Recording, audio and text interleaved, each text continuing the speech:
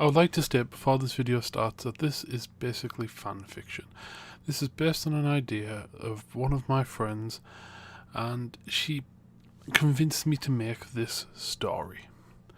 So I'm going to jump into the explanation and the start of the video. What's up there, YouTube? My name is Ian from Reproductions Extra, and today we're back with another What If. This is what if Videl was a main character. Now, this is basically fanfic. One of my friends I speak to on TeamSpeak suggested this scenario based on Videl, but a slightly different version of her, based from that of the popular game, I don't know how popular it is now, Dragon Ball Xenoverse 2. Both of us actually have a character on the game based on Videl. Granted, mine's human and hers is sane, but that's a rant for a different day. So I'm just going to jump straight into this what if. So we start with Videl being that of a time patroller fighting the villain known as Fu. When he's about to escape through a time rift, Videl stops him, sending him flying. But instead, she goes into the time rift herself since it is growing out of control. And her only way to stop this is by she lets off a massive key explosion. She apologizes to Gohan as the portal closes and she is thrown through time. As she is in the time vortex, she begins to de-age, and when she comes to consciousness, she is found on Mount Pauzu in the house of Grandpa Gohan. Grandpa Gohan realizes that she's awake and asks her, where does she know where she is or even who she is, since she was found in that of a crater. Videl remembers her name, but she doesn't remember how she got here. She doesn't really remember anything. At this point, she is 7 years old. And a year later, Kakarot lands on Earth.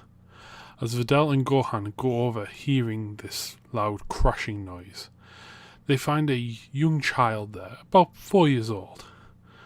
As they see this calm-looking Kakarot, until he is spotted as Videl opens his pod, and he jumps out all aggressive-like, even though he is weak. Videl grabs his tail, knocking him out.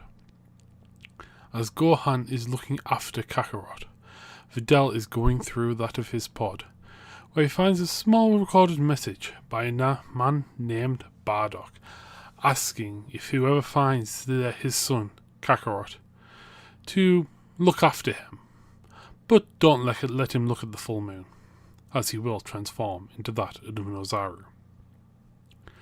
Now, Kakarot still gets a bump on his head, and because of that he becomes the Goku that we know. But for this story, we will be calling him that of Kakarot. We jump a few years ahead, and Grandpa Gohan is still alive. Kakarot is now 12 years old, and Videl 16. Now, as we go for power levels, I'm going to put Videl ahead here, mainly for a few reasons. 3 to be precise. The first is, since I'm basing it off the Xenoverse games, and a level 1 character can beat up a level 100 character, so let's just say that strength isn't really much of a factor here. So I'm going to say she is stronger, but probably not by much. 2, even though she has no memories of her past, she knows things, and she would know how to train with Ki. And 3, she's the main character of this story at least. So I'm going to put power level wise her at 300 and Kakarot at 120. She's trying to keep a gap between them for obvious reasons. So on the day Bulma arrives, she finds Kakarot and Videl sparring. When Bulma is spotted, she flags them down and asks about the Dragon Ball. Videl chooses to trust her, as she feels like she's trusted her in the past, but doesn't know why. He takes her to Grandpa Gohan, who in turn trusts the ball to her, but she has to take that of Videl and Goku with her. Kakarot with her. The three set off, and they still meet Turtle, who was rescued. They meet Master Roshi, and there is no panties incident this time, with Videl not really allowing it, since she mentions Grandpa Gohan did tell them to protect her, and after hearing this about one of his students, he agrees and gives them the ball, as well as that of the Nimbus for rescuing Turtle. They still meet Oolong the Terrible, but this time Videl tricks him and then knocks him out. They still get the Dragon Ball and drug him into obedience, is basically what they do in the original story. Well, I forgot how messed up the original Dragon Ball actually was. But never mind, on to the next part. Upon meeting the Desert Bandit Yamcha, he's pretty much subdued pretty quickly since they're far stronger than him. We continue to Mount Fire, and same thing pretty much happens here. Roshi is brought, and the mountain is destroyed. We then move to the Peel-Off Gang, and they are sent blasting off again. Bulma gets her wish, for that of her lifetime supply of strawberries, I believe her original wish was. Or was it for a boyfriend? I can never remember which one.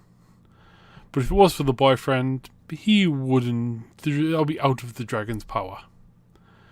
The three part ways, with Goku heading to Master Roshi's, wanting to train underneath him. And Videl actually heads back home, wanting to train with Grandpa Gohan, wanting to know what the Master would teach her, and what in turn that she might be able to get an upper hand on that of her sibling. Because they have both decided to enter the World Martial Art Tournament. Now, as for Kakarot's training, it is the exact same as it would be in canon. Videl, on the other hand, has some different training. She learns as much as she can from Grandpa Gohan about that of Roshi. Learns all of his techniques, all of his attacks that he was taught by him. Except for one attack, or except for one technique, because Roshi likes to keep that technique to himself.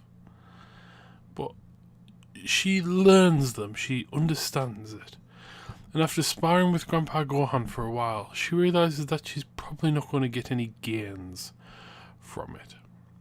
So she decides to do another type of training, something in her mind that she knows about. Imagine training, where she pictures herself fighting that of herself in order to get stronger. She not only does this with herself, but also imagines that of Gohan fighting the exact same way that Roshi taught him how to fight, but putting him up to her level. As those two clash in her mind, she realizes what she must do to win. Now, I'm going to jump straight into the World Martial Arts Tournament, and I'm going to just jump through most of it. Kakarot, Krillin, Roshi, and even Videl would get through to the semi-finals.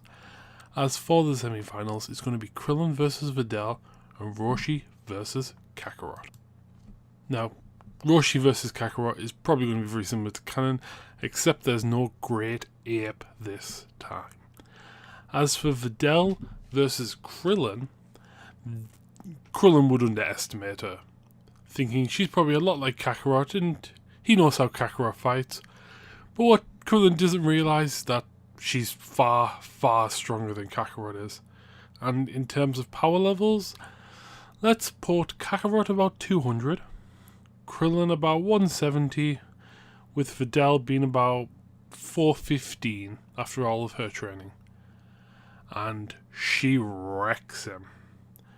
Now, Roshi, on the other hand, is stronger, due to he's been training in secret, just to keep up with that of his students. I'm going to put him about a power level of 280, or in his full power form, 336. since I believe it's a 20% increase, but don't quote me on that. Their fight is pretty one-sided. Roshi is actually losing to begin with, until he busts out his full power mode. And this almost makes it even, but not really. But Roshi does end up taking the win, as he has far more experience than that of Videl. And as we know, thanks to the Dragon Ball Super manga, he has Proto Ultra Instinct, which is obviously a joke. And he takes the dub.